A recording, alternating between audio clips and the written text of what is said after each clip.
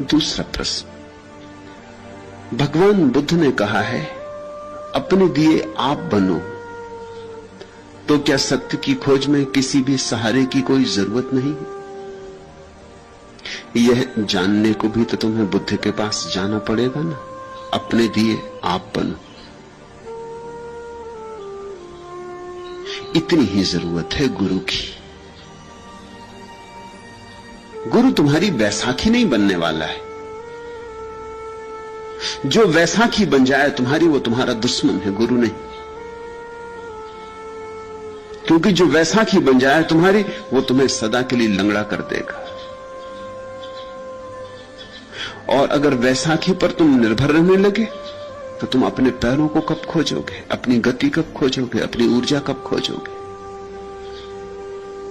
जो तुम्हारे लिए हाथ पकड़ के चलाने लगे, वो गुरु तुम्हें अंधा रखेगा। जो कहे मेरा तो दिया जला है, तुम्हें दिया जलाने की क्या जरूरत, देख लो मेरी रोशनी में, चले आओ मेरे साथ, उस पर भरोसा मत करना, क्योंकि आज नहीं कल रास्ते अलग हो जाएंगे। कब रास्ते अलग हो जाएंगे कोई भी नहीं जानता। कब मौत आके बीच में दीवार बन जाएगी कोई भी नहीं जानता। तब तुम एकदम घुप अंधेरे में छूट जाओगे। गुरु की रोशनी को अपनी रोशनी मत समझ लेना, ऐसी भूल अक्सर हो जाती। सूफियों की कहानी कि दो आदमी एक रास्ते पर चल रहे हैं। एक आदमी के हाथ में लालटेन और एक आदमी के हाथ में कोई लालटेन नहीं। कोई घंटों तक वे दोनों साथ साथ चलते रहे। आधी रात हो गई, मगर जिसके हाथ में लालटेन नहीं, उसे इस बात का ख्याल भी पैदा नहीं होता कि मेरे हाथ में लालटेन नहीं। जरूरत क्या, दूसरे आदमी के हाथ में लालटेन है और रोशनी पड़ रही, और जितना जिसके हाथ में लालटेन है उसको रोशनी मिल रही है, उतनी उसको भी मिल रही जिसके हाथ में लालटेन नहीं। दोनों मजे से गपशप करते चले जाते। फिर वो जगह आ गई जहां लालटेन वाले ने कहा मेरा रास्ता तुमसे अलग होता है, अलविदा। फिर घुप अंधेरा हो गया। आज नहीं कल गुरु से विदा हो जाना पड़ेगा, या गुरु विदा हो जाएगा। सदगुरु वही है जो विदा होने के पहले तुम्हारा दिया जलाने के लिए तुम्हें सचेत करे। इसलिए बुद्ध ने कहा है अपो दीपो भव, अपने दिए खुद बनो। ये भी जिंदगी भर कहा, लेकिन नहीं सुना लोगों ने। जिन्होंने सुन लिया उन्होंने तो अपने दिए जला लिए, लेकिन कुछ इसी मस्ती में रह के करना क्या है। बुद्ध तो है। आनंद से कही है ये बात उन्होंने। आनंद भी उन्हीं नासमझों में एक था जो बुद्ध की रोशनी में 40 साल तक चलता रहा। स्वभावतः 40 साल तक रोशनी मिलती रहे तो लोग भूल ही जाएंगे कि अपने पास रोशनी नहीं है, कि हम अंधे। 40 साल तक किसी जागे का साथ मिलता रहे तो स्वभावतः भूल हो जाएगी। लोग ये भरोसा ही कर लेंगे कि हम भी पहुंच ही गए। रोशनी तो सदा रहती, भूल चूक होती नहीं, भटकते नहीं, गड्ढों में गिरते नहीं। और आनंद बुद्ध के सर्वाधिक निकट रहा। 40 साल छाया की तरह साथ रहा, सुबह सांझ रात दिन। 40 साल में एक दिन भी बुद्ध को छोड़कर नहीं गया।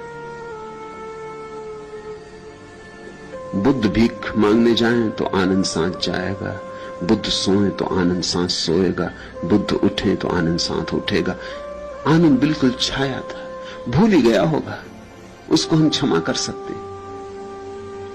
40 साल रोशनी ही रोशनी, उठते बैठते रोशनी, जागते सोते रोशनी, भूल ही गया होगा। फिर बुद्ध का अंतिम दिन आ गया, रास्ते अलग हुए और बुद्ध ने कहा कि अब मेरी आखिरी घड़ी आ गई, अब मैं विदा लूंगा।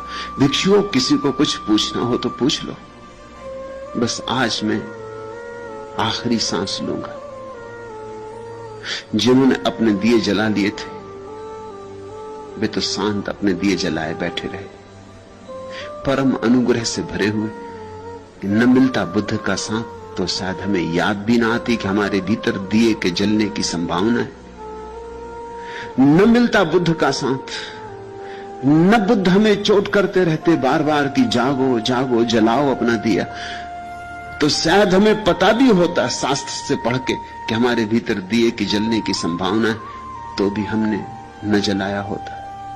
हमें यह भी पता होता कि संभावना है, जल भी सकता है, तो विधि मालूम नहीं थी।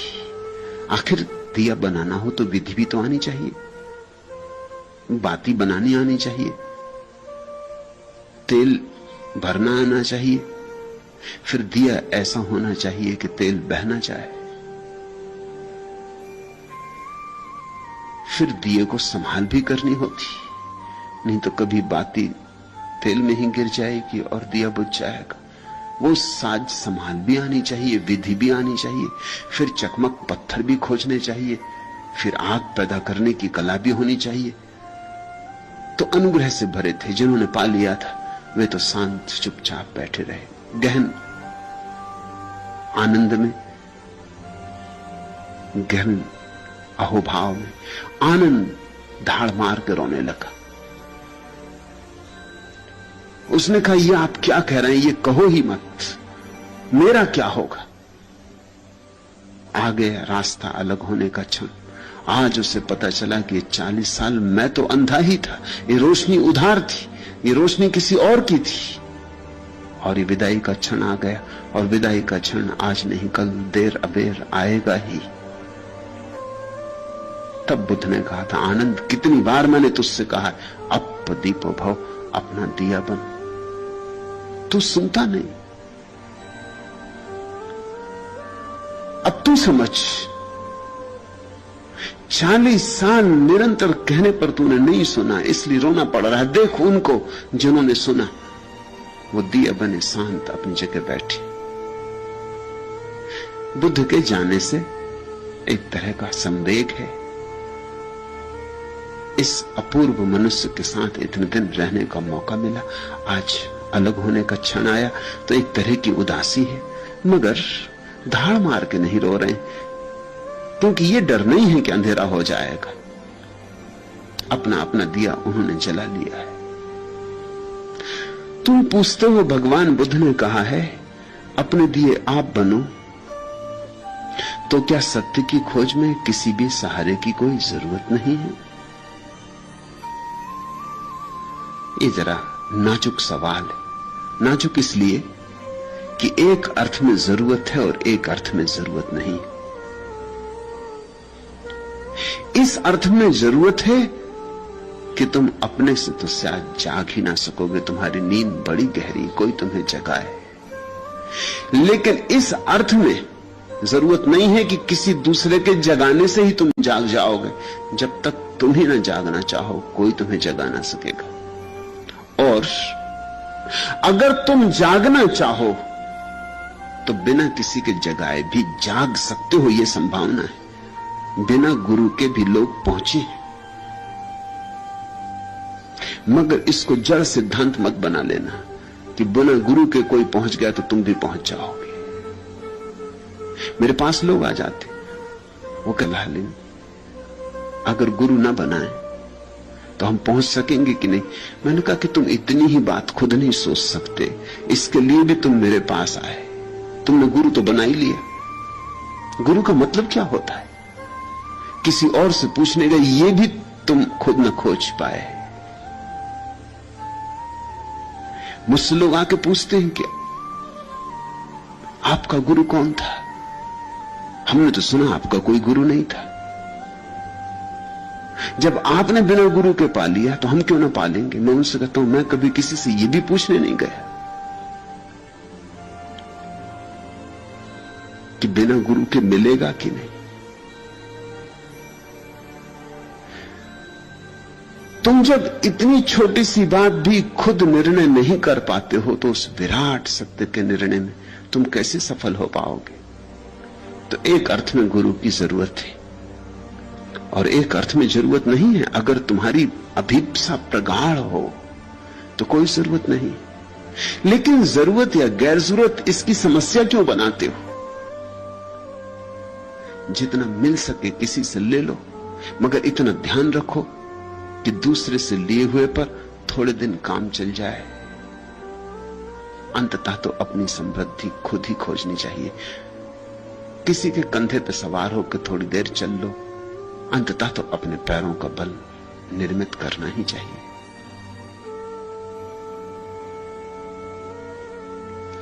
रास्ता सीधा साफ है। प्रबल प्यास हो तो अकेले भी पहुंच जाओगे। रास्ता इतना सीधा साफ है कि इस पर किसी के भी साथ की कोई जरूरत नहीं। लेकिन अगर अकेले पहुंचने की हिम्मत न बनती हो तो थोड़े दिन किसी का साथ बना लेना, लेकिन साथ को बंधन मत बना लेना। फिर ऐसा मत कहना कि बिना साथ के हम जाएंगे ही नहीं, नहीं तो तुम कभी ना पहुंचोगे। क्योंकि सत्य तक तो अंततः अकेले ही पहुंचना होगा। एकांत में ही घटेगी घटना। उस एकांत में तुम्हारा गुरु भी तुम्हारे साथ मौजूद नहीं होगा। गुरु तुम्हें संसार से मुक्त होने में सहयोगी हो सकता है, लेकिन परमात्मा से मिलने में सहयोगी नहीं हो सकता। संसार से छुड़ाने में सहयोगी हो जाएगा। संसार छूट जाए तो फिर तुम्हें एकांत में परमात्मा से मिलना होगा। वह मिलन भीड़ भाड़ में नहीं होता। किस कदर सीधा सहल साफ है यह रास्ता देखो। न किसी साख का साया है, न दीवार की टेक, न किसी आंख की आहट, न किसी चेहरे का शोर, न कोई दाग जहां बैठ के सुस्ताए कोई, दूर तक कोई नहीं, कोई नहीं, कोई नहीं। चंद कदमों के निशान हां कभी मिलते हैं कहीं, साथ चलते हैं जो कुछ दूर, फकत चंद कदम, और फिर टूट के गिरते हैं ये कहते हुए अपनी तन्हाई लिए आप चलो। तन्हा, अकेले, साथ आए जो यहां कोई नहीं, कोई नहीं। किस कदर सीधा सहल साफ है यह रास्ता देखो। थोड़ी दूर किसी के कदम के साथ चल लो ताकि चलना आ जाए। मंजिल नहीं आती इससे, सिर्फ चलने की कला आती। थोड़ी दूर किसी के पग चिन्हों पर चल लो ताकि पैरों को चलने का अभ्यास हो जाए। इससे मंजिल नहीं आती। मंजिल तो तुम्हारे ही चलने से आएगी, किसी और के चलने से नहीं। मेरी आंख से तुम कैसे देखोगे? हां, थोड़ी देर को तुम मेरी आंख में झांक सकते हो। तुम मेरे हृदय से कैसे अनुभव करोगे? हां, थोड़ी देर किसी गहन भाव की दशा में तुम मेरे हृदय के साथ धड़क सकते हो। निश्चित ही किसी प्रेम की घटना में थोड़ी देर को तुम्हारा हृदय और मेरा हृदय एक ही लय में बद्ध हो सकते। उस देर क्षण भर को तुम्हें रोशनी दिखेगी, उस देर को क्षण भर को आकाश खुला दिखाई पड़ेगा, सब बादल हट जाएंगे। लेकिन ये थोड़ी ही देर को होगा। अंततः तो तुम्हें अपने हृदय का सरगम खोजना ही है। किस कदर सीधा सहल साफ है यह रास्ता देखो। न किसी साख का साया है, न दीवार की टेक, न किसी आंख की आहट, न किसी चेहरे का शोर, न कोई दाग जहां बैठ के सुस्ताए कोई, दूर तक कोई नहीं, कोई नहीं, कोई नहीं। चंद कदमों के निशान हां कभी मिलते हैं कहीं, साथ चलते हैं जो कुछ दूर, फकत चंद कदम, और फिर टूट के गिरते हैं ये कहते हुए अपनी तन्हाई लिए आप चलो। तन्हा, अकेले, साथ आए जो यहां कोई नहीं, कोई नहीं। किस कदर सीधा सहल साफ है यह रास्ता देखो। अच्छा है कि तुम्हें परमात्मा तक अकेले ही पहुंचने की संभावना है, नहीं तो किसी पर निर्भर होना पड़ता, और निर्भरता से कभी कोई मुक्ति नहीं आती। निर्भरता तो गुलामी का ही एक अच्छा नाम है। निर्भरता तो दास्ता ही है। वो दास्ता की ही दास्तान है, नए ढंग से लिखी गई, नए लफ्जों में, नए शब्दों में, नए रूप रंग से, लेकिन बात वही है। इसलिए कोई सद्गुरु तुम्हें गुलाम नहीं बनाता, और जो गुलाम बना ले वहां से भाग जाना, वहां क्षण भर मत रुकना, वहां रुकना खतरनाक है। जो तुम्हें कहे कि मेरे बिना तुम्हारा कुछ भी नहीं होगा, जो कहे मेरे बिना तुम कभी नहीं पहुंच सकोगे, जो कहे मेरे पीछे ही चलते रहना, तो ही परमात्मा मिलेगा, नहीं तो चूक जाओगे। ऐसा जो कोई कहता हो उससे बचना, उसे स्वयं भी अभी नहीं मिला है। क्योंकि यदि उसे स्वयं मिला होता तो एक बात उसे साफ हो गई होती कि परमात्मा जब मिलता है, एकांत में मिलता, वहां कोई नहीं होता, कोई दूसरा नहीं होता। उसे परमात्मा तो मिला ही नहीं है, उसने लोगों के शोषण करने का नया ढंग, नई तरकीब इजाद कर ली। उसने एक जाल इजाद कर लिया है जिसमें दूसरों की गर्दनें फंस जाएंगी। ऐसा आदमी धार्मिक नहीं है, राजनीतिक है। ऐसा आदमी गुरु नहीं है, नेता है। ऐसा आदमी भीड़ भाड़ को अपने पीछे खड़े करके अहंकार का रस लेना चाहता है। इस आदमी से सावधान रहना, इस आदमी से दूर दूर, इस आदमी के पास मत आना। जो तुमसे कहे कि मेरे बिना परमात्मा नहीं मिलेगा, वो महान से महान असत्य बोल रहा है। क्योंकि परमात्मा उतना ही तुम्हारा है जितना उसका। हां, ये हो सकता है कि तुम जरा लड़खड़ाते हो, वो कम लड़खड़ाता है, या उसकी लड़खड़ाहट मिट गई और वो तुम्हें चलने का ढंग, शैली सिखा सकता है। हां, ये हो सकता है कि उसे तैरना आ गया और तुम उसे देख के तैरना सीख ले सकते हो, लेकिन उसके कंधों का सहारा मत लेना, अन्यथा दूसरा किनारा कभी ना आएगा। उसके कंधों पर निर्भर मत हो जाना, नहीं तो वही तुम्हारे बर्बादी का कारण होगा। इसी तरह तो ये देश बर्बाद हुआ। यहां मिथ्या गुरुओं ने लोगों को गुलाम बना लिया। इस मुल्क को गुलामी की आदत पड़ गई, इस मुल्क को निर्भर रहने की आदत पड़ गई। ये जो 1000 साल इस देश में गुलामी आई, इसके पीछे और कोई कारण नहीं।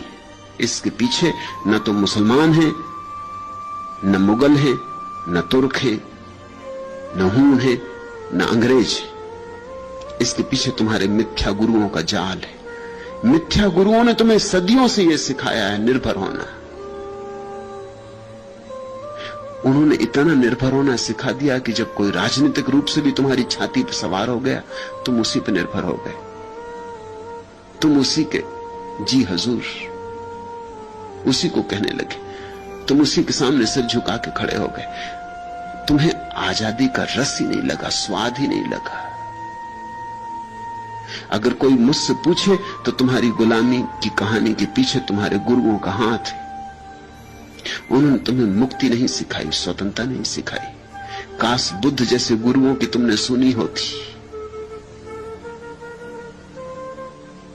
तो इस देश में गुलामी का कोई कारण नहीं था। काश तुमने व्यक्तित्व सीखा होता, निजता सीखी होती।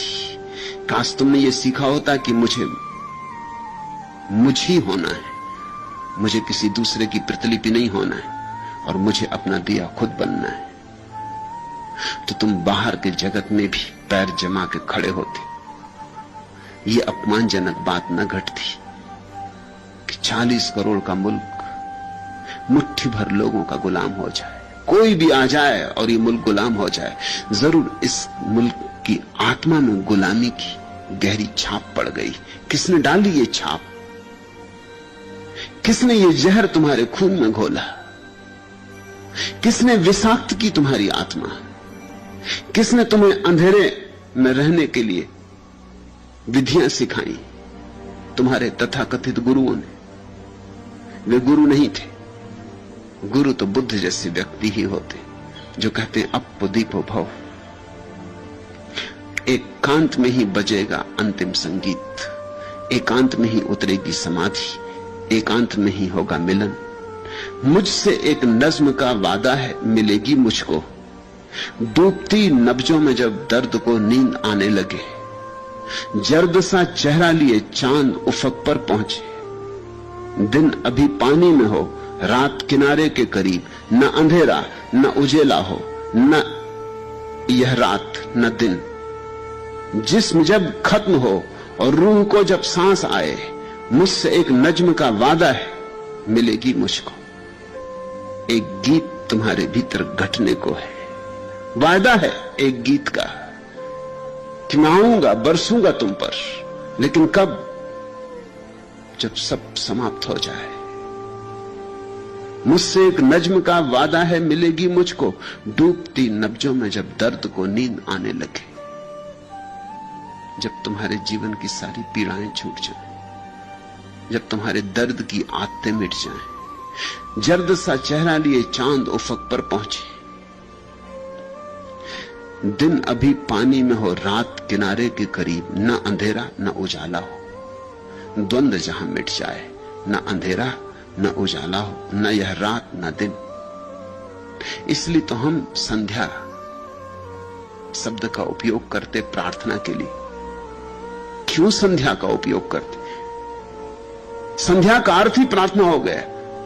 लोग कहते हैं अभी वे संध्या कर रहे हैं। संध्या का मतलब न अंधेरा हो न उजाला हो, न यह रात न दिन, मध्य में हो। सब द्वंद्व छूट जाएं, सब अतियां छूट जाएं, न इस तरफ न उस तरफ कोई झुकाव न रह जाए, कोई चुनाव न रह जाए, कोई विकल्प न रह जाए। न जीवन न मृत्यु, न वसंत न पतझड़, न सुख न दुख। संध्या आ जाए। दिन अभी पानी में हो, रात किनारे के करीब, न अंधेरा न उजाला हो, न यह रात न दिन। जिस्म जब खत्म हो और जिसे तुमने अब तक जाना है कि मैं हूं, जिसे तुमने माना है कि मैं हूं, वो जब मिटने लगे, जिस्म जब खत्म हो और रूह को जब सांस आए। ये जो सांसें तुमने समझी हैं जीवन है, ये तुम्हारी असली सांस नहीं। इस सांस से तो केवल देह चलती है, एक और सांस है। जब इस सांस से तुम्हारा संबंध छूट जाता है, तब दूसरी सांस पैदा होती। जिस्म जब खत्म हो और रूह को जब सांस आए, मुझसे एक नज्म का वादा है, मिलेगी मुझको। वहीं वह संगीत उतरता है जिसे समाधि कहो, सत्य कहो, सौंदर्य कहो, शिवत्व कहो, मुक्ति कहो, मोक्ष कहो, निर्वाण कहो।